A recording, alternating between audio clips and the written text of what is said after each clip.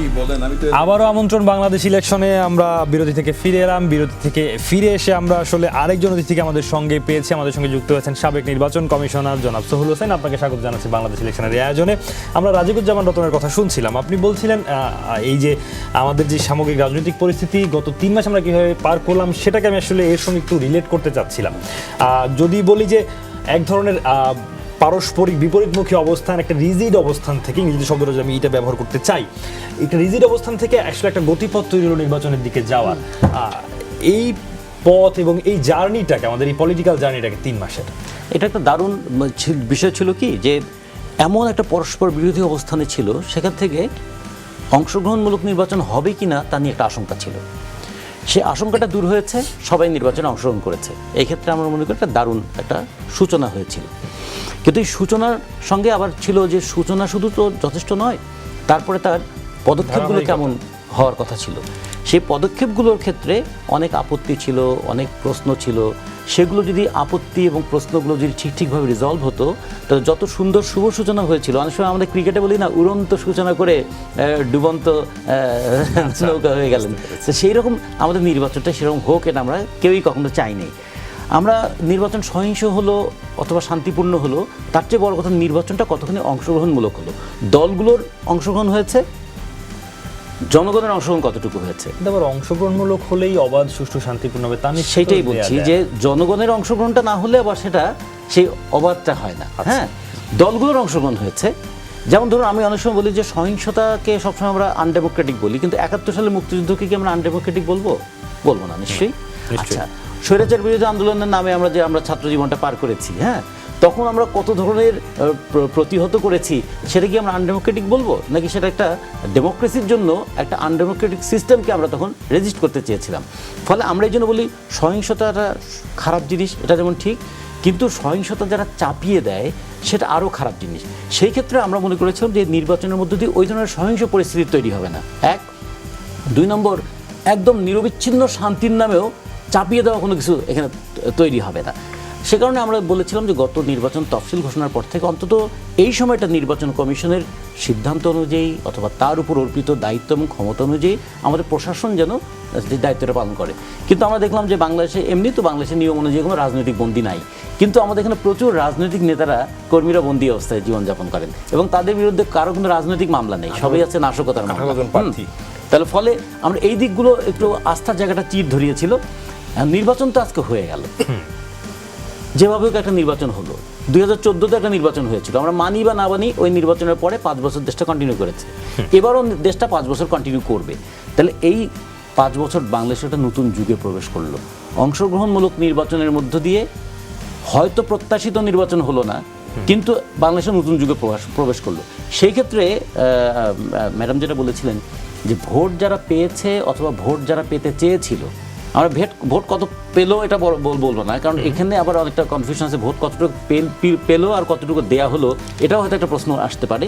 আমি বলবো ভোট যারা পেয়েছে এবং ভোট যারা চেয়েছে, দুইজনই কী ভূমিকা পালন করবে।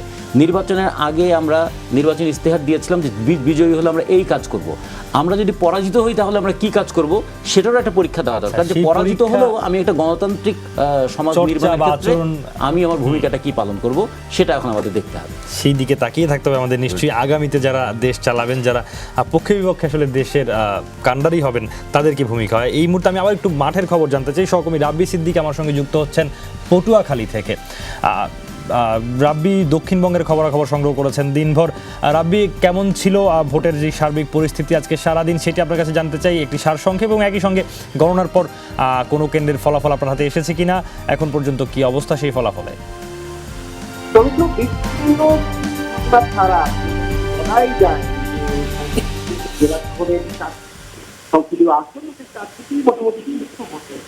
আমরা সকাল থেকে প্রায় দুপুর পর্যন্ত দেখেছি ভোটারদের সারি প্রতিটি কেন্দ্রে, এবং সেই সঙ্গে একটি কেন্দ্রের ফলাফল চলে এসেছে আমার হাতে, পটুয়াখালী সরকারি বালিকা উচ্চ বিদ্যালয়, এবং সেই কেন্দ্রে ভোটারদের উপস্থিতি ছিল ব্যাপক, প্রায় ৭৯% ভোট পড়েছে। এবং সেই সঙ্গে যে ফলাফল সেটি হচ্ছে যে নৌকা ভোট পেয়েছে এখানে ১,৮৯৫ হোসেন চৌধুরী তিনি পেয়েছেন 50টি ভোট। এই কেন্দ্রের ফলাফল, এবং এখানে মোট ভোটার ছিল 2561 জন। মানে যা বোঝাই যায়, একটি কিন্তু ফলাফল যেটিকে বোঝা যায় যে কিন্তু নৌকার জয় এবং আবাস আসছে যে আসছে। আর বরগুনা 1 এবং 2 সেখানে আমরা আগে যারা প্রার্থী ছিলেন এবং রাব্বি, আন্দাজ করতে পারছি বেশ কিছু ফলাফল আপনার হাতে এসে পৌঁছেছে, কিন্তু স্পষ্ট শুনতে পাচ্ছিলাম না আমি আসলে সংখ্যাগুলো। নিশ্চয়ই একটি নির্বিঘ্ন সংযোগ স্থাপন করা সম্ভব হলে আমি আবার আপনার কাছে যাব এবং জানার চেষ্টা করবো আসলে ফলাফলের কি হাল হকিকত। সকবি রাব্বি সিদ্দিকী বলছিলেন। আমি এই ফাঁকে একটু জনাব সোহেল হোসেনের বক্তব্য জেনে নিতে চাই। একটি নির্বাচনের দিন পার হয়ে গেল, আপনার নিজের বর্ণাঢ্য অভিজ্ঞতা রয়েছে নির্বাচন নিয়ে, নির্বাচন কেন্দ্রিক অভিজ্ঞতা। সেসবের ভিত্তিতেই হয়তো, বা যদি বলি সেসবের ভিত্তিতেই আসলে এই নির্বাচন আজকে যে দিনটি পার হলো, বিভিন্ন রকম খবরাখবর নিশ্চয়ই আপনি পেয়েছেন। কিভাবে দেখছেন, কেমন দিন পার করলো আসলে ভোট গ্রহণ সময়টুকু? আমরা তো এখন গণনায় ঢুকেছি। হ্যাঁ, একটু আগে আমি এসে যাওয়াতে শুনতেছিলাম আমাদের আরেকজন বক্তা গণনার উপরে বলতেছেন। তো আমার মনে হচ্ছিল যে এই যে গণনার সিস্টেমগুলো, এগুলো আমরা যখন নির্বাচন কমিশনে ছিলাম তখন শুরু করেছিলাম। তো এই কথাগুলো বলা দরকার মনে হলো। ওটা বলবো না, আপনার প্রশ্নের উত্তর দেবো নিশ্চয়ই সেগুলো আমি ওটাই বলি। তাত্ত্বিক আলোচনায় আমরা আবার যাবো, ওটার অনেকক্ষণ তো বলবো। নিশ্চয়ই নিশ্চয়ই বুঝলেন, আগে হতো কি, ইলেকশন 4টার সময় ক্লোজ হয়ে যাচ্ছে, তারপরে ওই ইয়োর ভিতরে যারা আছেন তাদের সবার নামাজ পড়ে শেষ হয়ে গেল, তারপরে ওদেরকে যারা নির্বাচনের সঙ্গে সংশ্লিষ্ট আছেন তাদেরকে একটু রেস্ট দেওয়া হতো ঘন্টা 2-1। এটা দেওয়ারও যৌক্তিক কারণ ছিল এবং এখনও আছে, কিন্তু সেটা হলো যে এই লোকগুলো আগের দিন সন্ধ্যার আগে, বুঝলেন, তারা এই মালপত্র নিয়ে এসে এই স্কুলঘরের মধ্যে থাকে। আগের দিনে কিন্তু এরও আগে ও এলাকার চেয়ারম্যান যারা আছে তাদের খাবার দাবার ব্যবস্থা করতো, কিন্তু এগুলোও বর্জন করে দেওয়া হয়েছে, কারণ এতে পক্ষপাতিত্ব হয়ে যায় বলে। তো কী করতে হবে যে এরা ওই ড্রাই ফ্রুট কিছু নিয়ে যায় সাথে, সারা রাত ওখানে থাকে। ওখানে মশারি টশারিরও ব্যবস্থা নাই, মশার উপদ্রব তো আমাদের দেশে সবার জানাই আছে। এই কষ্ট মষ্ট করে সারা রাত কোনো রকম কাটিয়ে ভোরবেলা উঠে, কাক ডাকা পুরে উঠে তারা এই সব কিছু সাজায়। কারণ আরম্ভ তো হয়ে যাবে 7টা-8টা থেকে এই নির্বাচন, এখন 8টা আগে 7টার থেকে আরম্ভ হয়ে যাবে। তো এরপরে সারাদিন একটা টেনশনের মধ্যে। ইলেকশনের দিনটা কিন্তু সাংঘাতিকভাবে যারা সংশ্লিষ্ট কাজের মধ্যে থাকেন তাদের ভীষণ ভীষণ টেনশনের মধ্যে থাকতে হয়। তা কখন কি হয়ে যাচ্ছে, কখন কি হয়ে যাচ্ছে, এ ধরনের একটা মানসিকতা তাদের মধ্যে কাজ করে। তারপরে দিনটাকে কোনো রকম পার করলে পরে যদি সহি সালামত কোনো সেন্টারে যায় তখন এটা ক্লোজ হয়, আর তারপরে তারা বলে যে আমাদের একটু শ্বাস ফেলতে দেন। তো এই শ্বাস ফেলার সময়ে কিন্তু অনেক কিছু হয়ে যেত, ঘটে যেত। আমরা দেখেছি নির্বাচনের ইয়ের মধ্যে, ব্যালট বক্সের মধ্যে অনেক কিছু ঢুকে যেত, বেরিয়ে যেত, ইত্যাদি হতে থাকতো। এবং এই সমস্ত সাংঘাতিকভাবে কতগুলো সমালোচনা ছিল এই জায়গায়। তখন আমরা আমাদের কমিশনে কি করলাম, আমরা বললাম যে না, তোমাদেরকে আরেকটু কষ্ট করতে হবে। আমরা প্রথমে ভেবেছিলাম যে আরেক ব্যাচকে নিয়ে আসবার, এই ব্যাচকে আমরা রিলিজ করে দেব। এটা যখন আমরা ভাবলাম তখন বিরাটভাবে এটার বিরুদ্ধে সমালোচনা আসতে থাকলো যে এরা বেরিয়ে গিয়েই গন্ডগোলটা বাজিয়ে দেবে, আর নতুন যারা আসবে তারা কি করে। অর্থাৎ আমাদের মধ্যে এই যে সন্দেহ প্রবণতাটা, এটা এত বেশি হয়ে গেছে নির্বাচনকে নিয়ে, আরও বেশি। সব কিছুতেই আমরা সন্দেহ করি যে কি না কি ঘটে যাচ্ছে। তার কারণও আছে, আমরা আগে মিডিয়া খুব ভাবতাম, রেডিওতে টেলিভিশনে শুনতেছি যে অমুক এত উঠে এগিয়ে হঠাৎ থেমে গেল, ঘন্টা 1-2 পরে দেখা যায় সম্পূর্ণ উঠে গেছে। আচ্ছা, সেটা কেন হচ্ছে যে এই যে গণনা সেন্টারে করে এটা পাঠিয়ে দিত রিটার্নিং অফিসারের কাছে, আর রিটার্নিং অফিসারের কাছে যাওয়ার পরে এটাকে অ্যাড করা হতো এবং ডিক্লেয়ারও করা হতো যে কত পেল ওই সেন্টারে। তখন কিন্তু সংখ্যাটা কমে যেত, বেড়ে যেত। আচ্ছা, অর্থাৎ গণনার সময় গণনার পরে তখন আমরা ভাবলাম যে না, এই পদ্ধতি চলতে দেওয়া যায় না। Immediately after closure of the poll counting should start. যদি তাই হয় তাহলে আর মাঝখানে ফাঁক থাকবে না। আর এই কাউন্টিংটার জন্যে কি করতে হবে যে না, প্রত্যেক ক্যান্ডিডেটের যে এজেন্ট আছে তাদের দস্তখত নিতে হবে, কিংবা ক্যান্ডিডেটের নিজের দস্তখত নিতে হবে, দ্যাট শুড বি প্রেজেন্ট। এবং তাদের সম্মুখে আমরা ওই ভোটার যারা আছেন তারা সবাই মিলে গণনা শুরু করে দেবেন এবং গণনা করার পরে যে রেজাল্টটা আসবে সেই রিজাল্টের শিটের মধ্যে অল দি এজেন্টস দস্তখত করবে এবং এই ধরনের অনেকগুলো কপি করবে, তার মধ্যে একটা ওই সেন্টারে ঝুলিয়ে দেবে, একটা রিটার্নিং অফিসারের কাছে পাঠাবে, এক কপি ইলেকশন কমিশনের কাছে পাঠাবে, এক কপি প্রিসাইডিং অফিসার তার নিজের কাছে পাঠাবে। তাতে হলো কি যে এখান থেকে যে রেজাল্টটা যাবে রিটার্নিং অফিসারের কাছে, যার কাছে যাওয়ার পরে সব সেন্টারের রেজাল্টকে একত্র করে জানানো হবে, তাতে আর কিন্তু কোনো কিছু করা সম্ভব হবে না। এই উদ্দেশ্যেই কিন্তু এই সিস্টেমটাকে করা হয়েছে। এখন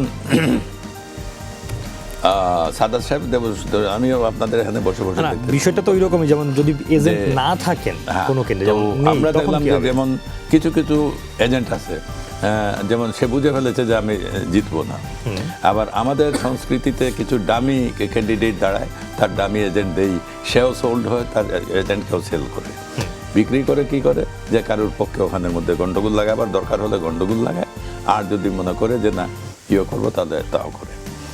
তো আমরা ঠিক করলাম যে না, যে এজেন্টরা থাকবেন তারা কিন্তু শুরুর থেকে শেষ পর্যন্ত থাকবেন, দস্তখত দেবেন, তারপরে চলে আসবেন। আগে কোনো দস্তখত নেওয়া হয় না কোনো শিটে, ওই আগেই নিয়ে তারপরে শুরু করা হয় বলে আপনারা প্রেজেন্ট আছেন, গণনায় থাকেন।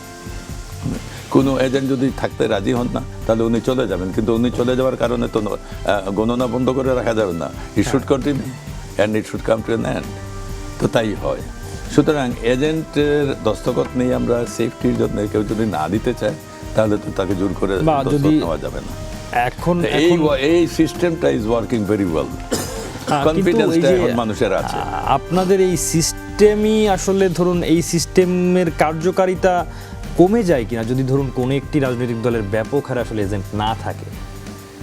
না, ব্যাপক হারে এজেন্ট কি না থাকলে করার তো কিছু নাই, আপনাকে গণতেই হবে এবং গণনা করে রেজাল্ট দিতেই হবে।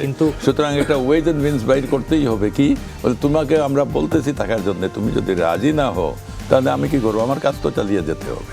আচ্ছা, কাজ তো চালিয়ে যেতে হবে, নাহলে তো এই কথা বলে যদি কেউ ডিফিট করে দেয় হোল ইলেকশনকে, সারাদিনের পরিশ্রমকে, তো কি হবে? মানুষের এত মানুষের ভোটিংকে, তা তো দ্যাট ক্যানট বি অ্যালাউড। সেটা তো হতেই পারে, কিন্তু আমরা আবার যে বলছি যে আইনি বাধ্যবাধকতা হয়তো নেই, কিন্তু এই যে নির্বাচন কমিশনের তরফে আসলে দায় কতখানি যে এজেন্টটা যদি না থাকেন মানে কি করতে পারবে? কমিশনের দায় হবে কেন?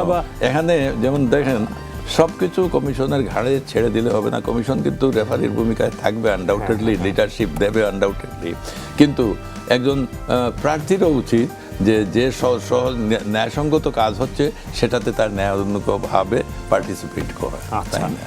অবশ্যই সেটা তো নিশ্চয়ই উচিত। জনাব প্রশান্ত ভূষণ বড়ুয়ার কাছে আমি একটু যেতে চাই, জানতে চাই এই যে ধরুন যারা এজেন্ট দিতে পারেননি বলে অভিযোগ করে আসছিলেন এবং আজকে নির্বাচন কমিশনের পক্ষ থেকে বলা হলো এজেন্ট না দিলে তাদের খুব একটা কিছু করারও নেই, এটি যেমন রয়েছে এর বাইরে আরও বেশ কিছু বিষয় রয়েছে যেগুলো যেমন 44 জন বর্জন করেছেন। তো এই বিষয়গুলো কি আওয়ামী লীগকে ফলাফল ঘোষণার আগেই একটু এগিয়ে দিল কিনা? ধন্যবাদ। জনাব সোহেল হোসেন কারেক্টলি বলছিলেন, আমরা জানি যে এজেন্ট সেফটি ইজ প্যারামাউন্ট, তাদের রোলটা খুবই ক্রুশিয়াল, এবং গতকালকে সিইসি নিজেও বলেছেন যে সেফটি উইল বি প্রোভাইডেড। হ্যাঁ, তো আজকে যেটা বলেছেন যে ডামি ক্যান্ডিডেট, আরেকটি যেটি হয় যে এজেন্টদের they are free to enter, free to leave. তো যে হেরে যায় সে যদি তাকে উইথড্র করে নিয়ে যায়, বাকি সবাইকে জিম্মি করে ফেলে, যদি এটি আইনে থাকে যে সেই চলে যাওয়ার সাথে সাথে এটি বন্ধ হয়ে যেতে হবে, দ্যাটস নট অ্যাকচুয়ালি রিফ্লেক্টিভ, এটি হওয়া উচিত নয়। বাট আমি কয়েকটা জিনিস আপনি আগের পর্ব থেকেই দেখছি যে খুব সংক্ষিপ্তভাবে যদি আমি অ্যাড্রেস করি, whether the election was inclusive, it is, whether it is participated 39 political parties এবং 1848 জন বর্জনের পরে, so participated. Whether it is competed, of course it has been heated competed, যেটা হয়েছে। প্রবলেম যেটা হয়েছে একটু আগে রতন ভাই বলছিলেন, আপু বলছিলেন যে 12 জন যে মারা গেলেন, 13 জন এখন পর্যন্ত, এবং দেখেন যে এটা কাকতাল কিনা জানি না, সবাই কিন্তু আওয়ামী লীগের মারা গেলেন। এবং আমি খুব অবাক হচ্ছি, আওয়ামী লীগ ইজ টেরিবলি আন্ডারসোল্ড। তাদের এই ক্ষয়ক্ষতিগুলো ফাটাল একদম। হ্যাঁ, একটা ক্ষয়ক্ষতিগুলো কিন্তু তারা, আমি গত 48 ঘন্টায় দেখেছি একটা দুটো প্রেস কনফারেন্স ছাড়া এটি ঠিক তুলেও ধরতে পারছেন না। সব দিকে পিপলস পারসেপশনে তারা হেরে যাচ্ছেন বা পিছিয়ে যাচ্ছেন, আমি হেরে যাচ্ছে বলবো না। তো এই যে বিষয়গুলো কেন হচ্ছে, এবং এখন তো কোনো বৈধ অস্ত্র নেই, তাহলে বাঁশখালীতে যে গেরিলা কায়দায় এমবুশ করলো, পুলিশের রাইফেল লুট করে নিল, এগুলো কারা করছে, এই অস্ত্র কোত্থেকে আসছে, এটি একটি বিষয়।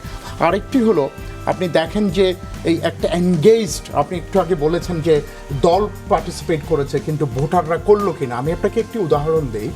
3 দিন আগে মহেশখালীর একদম শেষ মাথায় উত্তর নলবিল একটি জায়গায় আমি ছিলাম, মহেশখালী বড়বাজারে ছিলাম, এবং একই দিন ঈদগাঁও এবং চকরিয়ায় আমরা পুরো ঘুরছিলাম। মানুষের খুব স্বতঃস্ফূর্ত উপস্থিতি আমরা চোখে দেখেছি। তার সাথে মিলে যাচ্ছে আপনাদের পাঠানো সংবাদদাতা পটুয়াখালী থেকে বললেন যে আমরা আবার একটু 79% মাঠে আমাদের আরেকজন সহকর্মীর কাছে যেতে চাই, এখনকার আপডেটটা জেনে আবার আসছি আলোচনায়। Thank you. আমি একটু সহকর্মী শেষ করব। শিবলি নোমান রাজশাহী থেকে আমার সঙ্গে যুক্ত হচ্ছেন। শিবলি, স্বাগত জানাচ্ছি বাংলাদেশ ইলেকশনে। রাজশাহীতে দিনভর ভোটের খবর জানছিলাম, সহকর্মী মধুরডানও জানাচ্ছিলেন। এখন আপনার কাছ থেকে জানতে চাই কেমন দেখেছিলেন আপনারা ভোটের খবরাখবর, এবং একই সঙ্গে জানতে চাই যে যেই গণনা, আমি প্রশ্ন করতে করতে আসলে সহকর্মী শিবলি নোমানের সঙ্গে সংযুক্তি বিচ্ছিন্ন হয়ে গেছে। যা হোক, পরে নিশ্চয়ই তার সঙ্গে আবার যুক্ত হবো, জানবো আমরা বরং আলোচনায় যে প্রশান্তবাবু আপনি বলছিলেন। শেষ করছিলাম যে দেখেন যে 60% এক জায়গা থেকে আপনাদের সংবাদদাতা বলেছেন, পটুয়াখালী থেকে যিনি সর্বশেষ সংযুক্ত ছিলেন তিনি 79%-এর একটি অনুমিত হিসাব বা কাছাকাছি দিয়েছেন। তো আমি যেটি ভাবতেছি যে, এবং আরেকটি কথা বলি, আমরা কক্সবাজারে যিনি বিএনপির ক্যান্ডিডেট তার গাড়িবহরকে সাইড দেওয়ার জন্য উই ওয়েটেড নিয়ারলি 30-35 মিনিটস উপজেলা সদরের পাশে শেষের দিন। তো বড় একটি কনভয় যাচ্ছিল অনেকগুলো গাড়ির। তো আমি যেটা দেখেছি আমার ব্যক্তিগত ছোট এই ক্ষুদ্র 4-5টা সিটের থেকে, এবং আজকে আপনার সংবাদদাতারা যেটি বলছেন, আমি I find connectivity and bridging reflectiveness, যে মানুষের পার্টিসিপেশন তো হচ্ছে। দেখেন, ভোটের মালিক তো ভোটার্স। প্রার্থীরা এটা 5 বছরের জন্য ধার করেন কিছু শর্ত দিয়ে, কিছু চুক্তি থাকে, আমি এই করব না, কিন্তু ভোটের মালিক তো মানুষ। তো সেই মানুষ যদি লং কিউতে থাকেন, নারী পুরুষ নির্বিশেষে, আমাকে তো অন্তত তাদের প্রতি সুবিচার করেও বলতে হবে it has been hugely participated. জনাব মনির হোসেন, তাহলে তো বলতে আপনারা সুবিচার করছেন না, আসলে যে ভোটাররা অংশ নিচ্ছেন, ভোটে যারা ভোট দিতে যাচ্ছেন তাদের যে অংশগ্রহণ, সেটিকে আপনারা বরং তাদের প্রতি এক ধরনের অবিচারই করছেন, ধন্যবাদ। আন্ডারমাইন করছেন। দেখুন, প্রশান্ত হোসেন বুড়ার কথা যেটা এবছর ভোটে 1,40,00,000 ভোটার ছিলেন নতুন। স্বাভাবিকভাবেই তারা এক্সাইটেড যে দীর্ঘ 10 বছর পরে একটি ভোটের উৎসব আসছে এবং এই ভোটে তারা অংশগ্রহণ করবে, পরিস্থিতি যাই হোক। আমি ওই ভোটারের উপস্থিতি কখন স্বাভাবিক হয়, ভয়হীন হয় এবং সংখ্যামুক্ত হয়, কি পরিবেশ থাকলে, এটা যারা এখানে একজন বিজ্ঞ সাবেক নির্বাচন কমিশনার উনিও রয়েছেন, এবং একটি 2008-এর নির্বাচন ওনারা পরিচালনা করেছেন, অভিজ্ঞতা রয়েছে যে কি মেজার গ্রহণ করলে ভোটাররা স্বতঃস্ফূর্তভাবে, ভয়হীনভাবে এবং উৎসবমুখর পরিবেশে যায়। এটা এই বর্তমান ইলেকশনে সেটা সম্পূর্ণ অনুপস্থিত ছিল। মনে হচ্ছে আপনাকে একটু থামাতে হচ্ছে, আপনি বলছেন যে অনেকগুলো কাঙ্ক্ষিত পদক্ষেপই অনুপস্থিত ছিল এই নির্বাচনে। এই বিষয়গুলো নিয়ে কথা বলবো। আমরা সহকর্মী শিবলি নোমানের সঙ্গে আবার সংযুক্ত হতে সক্ষম হয়েছি নির্বিঘ্নভাবে, তার কাছে সরাসরি যাচ্ছি।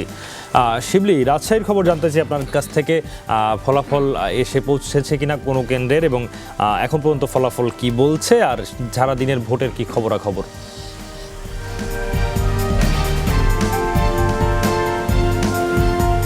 হ্যাঁ সৌমিত্র, ধন্যবাদ আপনাকে। আমি যেখানে রয়েছি রাজশাহী জেলার যে রিটার্নিং কর্মকর্তার কার্যালয় সেখানে, এবং এইটি নির্বাচন ফলাফল ঘোষণার জন্য কন্ট্রোল রুম। এখনো পর্যন্ত কিন্তু কোনো ফলাফল, এই রাজশাহীর যে 6টি আসন, সেই 6টি আসনের 695টি কেন্দ্রের কোনোটির ফলাফল এসে পৌঁছায়নি। তবে এখানে আপনি দেখতেই পাচ্ছেন যে ব্যবস্থা করা হয়েছে এই ফলাফল সংগ্রহ এবং পরিবেশন কেন্দ্রে।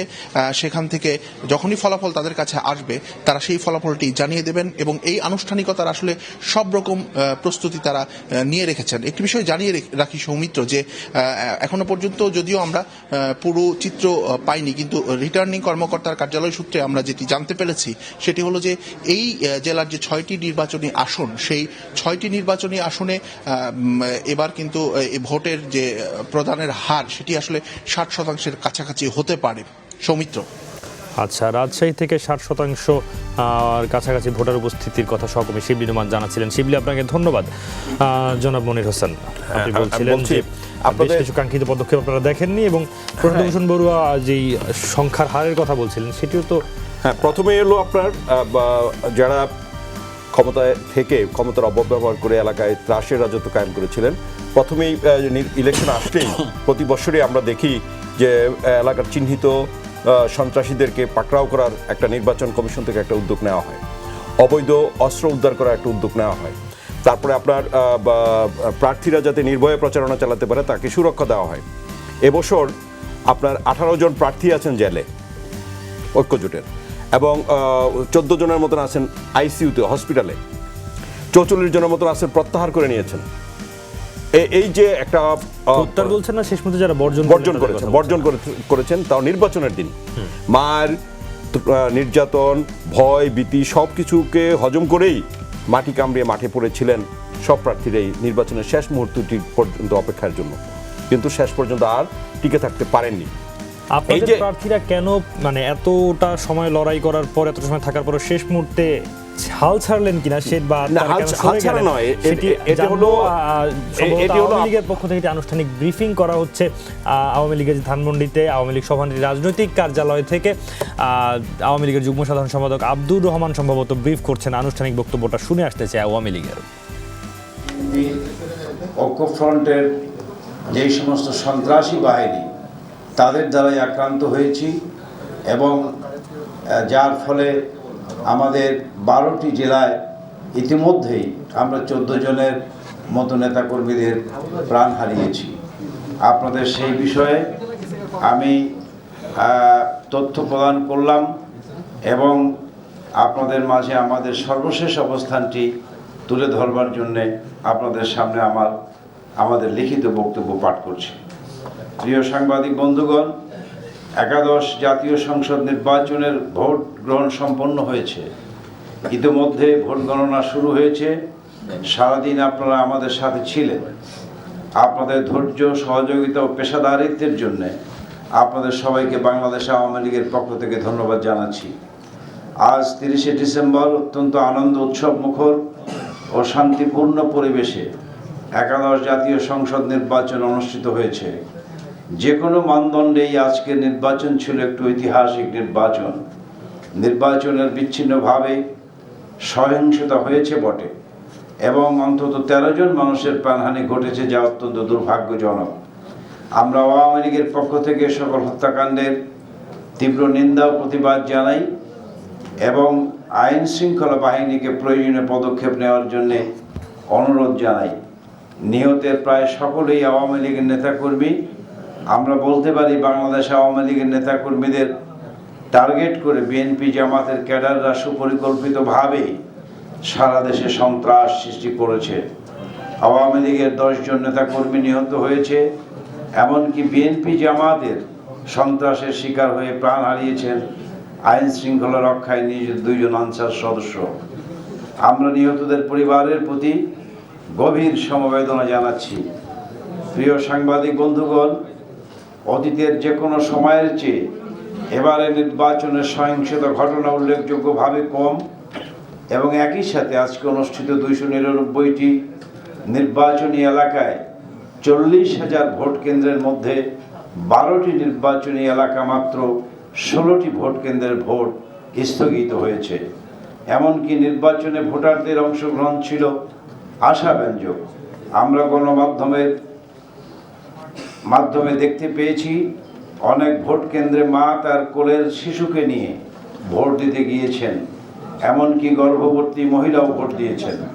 বৃদ্ধ বৃদ্ধা এমনকি প্রতিবন্ধী ব্যক্তিরাও ভোট কেন্দ্রে গিয়ে ভোটাধিকার প্রয়োগ করেছেন। সর্বস্তরের জনগণের নির্বাচনে ভোট প্রদান প্রমাণ করে এই নির্বাচন যথেষ্ট অংশগ্রহণমূলক ছিল।